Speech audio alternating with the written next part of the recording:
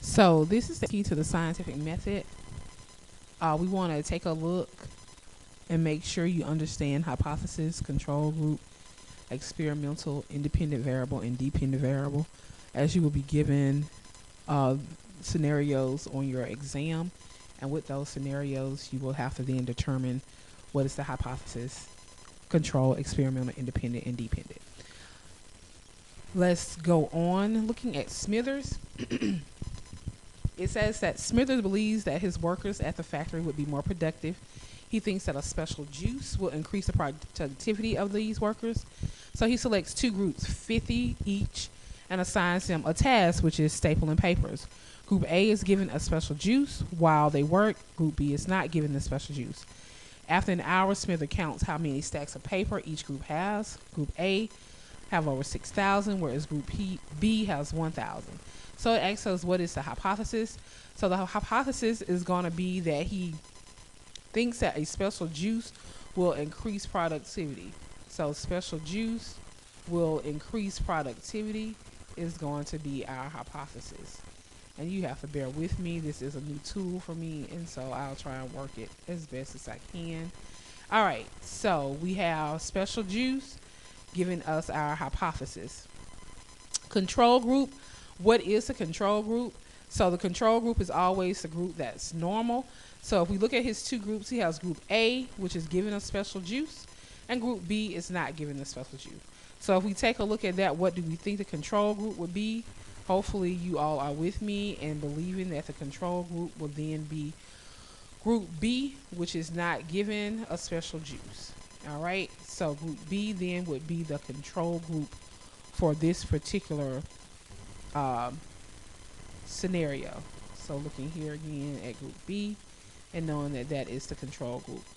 Moving on, it says what's the experimental group? So the experimental group is going to be group A, the one that has been given the special juice, because they have been given something different. It's not what they normally have. So that would be the experimental group.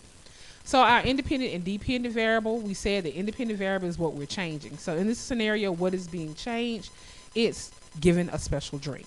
So that's the special juice is the independent variable. Dependent variable is what's the expected outcome. For this scenario, the expected outcome is increase the productivity. So the dependent variable is increasing productivity. Independent variable is special juice. So what should Smithers' conclusion be? Well, if we look at the end results, we see that Group A made 6,000 stacks and they were given the special juice. Group B made 1,000 and they were not given a special juice. So we can conclude that being given a special juice will then allow you to have more productivity. So I guess we can then go with Smitherin and say he is correct. Or we can accept our hypothesis. All right, so moving on to Homer. What was Homer's initial observation? Well, he saw that his shower was covered in strange green slime. So what's the hypothesis for this one? His friend tells him that coconut juice will get rid of green slime. So that's the hypothesis. Coconut juice will get rid of green slime. As I said before, once you have your hypothesis, you already know what that person is going to do. So his control group, we see that he's going to spray half of the shower with coconut juice and then spray the other half of the shower with water. Well, what normally happens when you get in the shower, hey, you have water. So that's the control group, the side of the shower that's sprayed with water. The independent variable then would be, what are we changing? Coconut juice. We're adding coconut juice or spraying coconut juice on the wall. Dependent variable, expected outcome. What are we expecting to happen? We're expecting to get rid of the green slime. So independent variable, what are we changing? The spraying of coconut juice. Independent variable, spraying of coconut juice. Dependent variable, what is our expected outcome? Getting rid of green slime. So what should Homer's conclusion be? Well, after 3 days of treatment, there is no change. So then we have to reject his hypothesis because apparently his friend Barney didn't know much and spraying coconut juice does not get rid of green slime. All right, moving on to Bart. Bart and his mice in the microwave. So the hypothesis here would be mice exposed to microwaves will become extra strong. Okay, so that's what he's believing, that he put them in the microwave, they become extra strong. Control group. So we see he has two groups of mice. He has one he put in the microwave, and then one group of 10 mice that he did not expose to the microwave. So the normal group, the ones that never been exposed to anything, is the control group. The experimental group then are the ones that are being placed in the microwave. So what is our independent variable? What are we changing? Placing them in microwave or putting radiation on them, however you want to word it, but it has to do with the microwave. The dependent variable, what is the expected outcome? He thinks that they will become extra strong. So increased strength, extra strong is the dependent variable. So what should Bart's conclusion be? This one you might get wrong just because you would think because 8 is more than 7 that we accept his hypothesis. Microwaving does make them stronger. But because 8 and 7 are so close in science, we call this negligible difference. So the p-value is not great enough. So therefore, we would say that it was inconclusive, that we cannot decide based upon this test whether or not microwaving mice made them stronger. And is this ethical?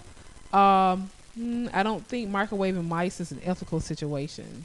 So you would have to consider harming another animal before you do anything like this. All right. Looking at Krusty's. Krusty Clown was itching powder, and he said this new itching powder caused a 50% longer lasting itches. So he got two groups, one with his original powder, one with the experimental, and in the end he saw that the original powder itched for 30 minutes, but the new powder itched for 45. So what would his hypothesis be? All right, that new itching powder causes 50% lasting itches. So that's his hypothesis. The new itching powder will give 50% longer lasting itches. The control group, of course, is A because that's the original group.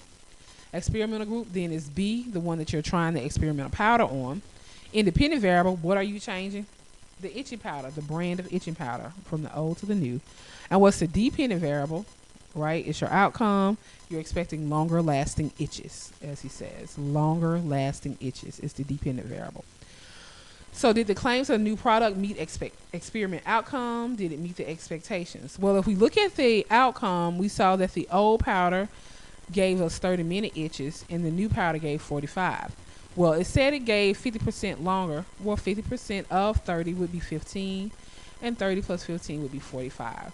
So that means that, yes, the new product did and meet the experiment outcomes. We itched longer. And did it meet expectation? Yes, because we itched 50% longer than the normal.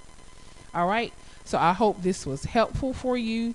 Again, in your test, you'll have scenarios and you'll have to be able to determine what the hypothesis is in the scenario, the control, the experimental, the independent, and the dependent variables. So please make sure you understand those when you're given a scenario. All right.